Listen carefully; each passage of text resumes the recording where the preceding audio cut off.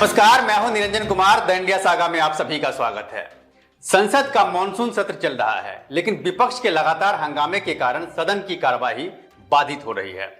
विपक्ष लगातार प्रधानमंत्री नरेंद्र मोदी से मणिपुर मामले को लेकर सदन में आकर सफाई देने के लिए कह रहा है, जबकि सत्ता पक्ष विपक्ष पर यह आरोप लगा रहा है कि वो सदन की कार्यवाही लगातार बाधित कर रही है।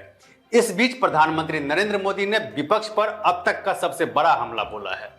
कांग्रेस और विपक्षी दल ये सोच रहे थे कि इंडिया बनाकर उन्होंने एनडीए की धार को कुंद कर दिया है, लेकिन वे शायद गलतफहमी में थे। आज पीएम ने विपक्षी गठबंधन का नाम लेकर जिस तरह से आतंकी संगठन और ईस्ट इंडिया कंपनी की चर्चा की है, उससे यह साफ हो गया है कि साल 2024 का लोकसभा चुनाव किस दिशा में जाएगा।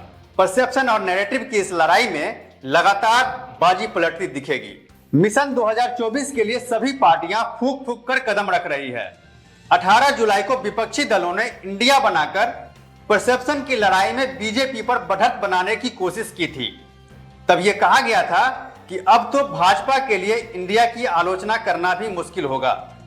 कांग्रेस पुराना वीडियो ढूंढकर लाई जिसमें मोदी वोट फॉर इंडिया कहते सुने जा रहे हैं, लेकिन जैसे ही संसद का मॉनसून सत्र शुरू हुआ तो मणिपुर के मुद्दे पर इंडिया में शामिल तमाम पार्टियां एकजुट हो गई। प्रधानमंत्री नरेंद्र मोदी ने इंडिया के बहाने विपक्ष पर जोरदार हमला किया है।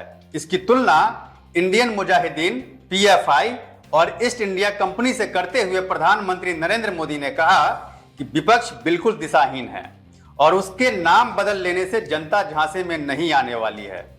सदन में मणिपुर मामले को लेकर हंगामा मचा हुआ है, जिसके कारण सदन की कार्यवाही बाधित हो रही है। कई दिनों से सदन ठप पड़ा हुआ है। इसी बात से नाराज होकर पीएम मोदी ने कहा कि ऐसा बिखरा हुआ विपक्ष आज तक नहीं देखा, जो दिशाविहीन और हताश है। दरअसल मणिपुर में महिलाओं के साथ हुए अत्याचार का वीडियो सामने आने के बाद से विपक्ष सत्ता पक्ष पर लगातार हमलावर है। विपक्ष संसद में इस मुद्दे पर प्रधानमंत्री से बयान की मांग पर अड़ा हुआ है। दूसरी तरफ सत्ता पक्ष का कहना है कि वह मणिपुर समेत किसी भी मुद्दे पर चर्चा करने के लिए तैयार है, लेकिन विपक्ष को अपना अड़ियल रवैया छोड़ना होगा। गृह मंत्री अमित शाह ने लोकसभा में कहा कि सरकार भी चाहती है कि मणिपुर की सच्चाई देश के सामने आए, इसलिए विभागीय मंत्री के रूप में चर्चा में भाग लेने के लिए हम तैयार हैं। विपक्ष को मणिपुर का मामला बैठे बिठाए मिल गया है, इसलिए विपक्ष चाहता है कि मणिपुर मामले पर संसद में चर्चा की शुरुआत प्रधानमंत्री नरेंद्र मोदी अपना बयान देकर शुरू करें। सत्ता पक्ष और विपक्ष के बीच इसी रस्साकसी के कारण संसद के दोनों सदन, लोकसभा और राज्यसभा में कामकाज ठप पड़ा हुआ है। बीजेपी संसदीय दल की बैठक में प्रधानमंत्री नरेंद्र मोदी ने कहा कि विपक्ष का काम है प्रोटेस्ट करना, उन्हें करने दीजिए, आप अपने काम पर ध्यान दीजिए।